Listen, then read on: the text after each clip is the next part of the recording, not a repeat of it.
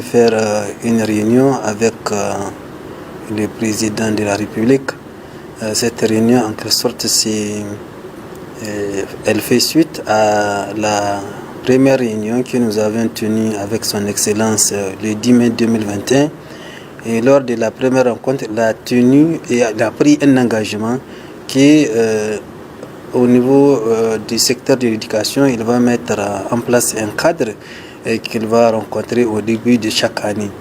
Donc nous sommes au début de l'année 2021-2022 et c'est un engagement que son Excellence vient de respecter.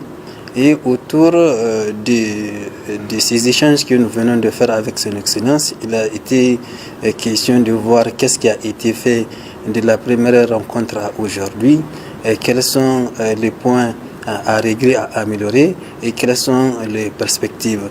Donc nous avions parlé de tous les problèmes qui minent le système éducatif et nous avions vu vraiment l'engagement du président de la République à résoudre tous les problèmes, mais il nous a été dit également tout ce qui va être fait en fonction de la disponibilité des moyens de l'État et que tout le travail que nous allons faire ensemble, nous allons les accompagner et que nous allons le faire de façon sincère.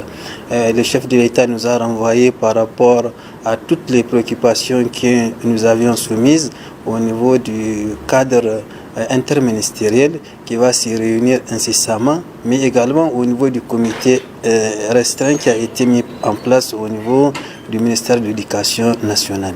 Nous avions parlé de la gouvernance, nous avions parlé des réformes institutionnelles, nous avions aussi parlé vraiment de ce qui urge aujourd'hui. Et surtout la question du recrutement. Il vous souviendra que le 14 octobre 2021, lors du Conseil des ministres, il a été décidé de recruter les enseignants contractuels à la fonction publique.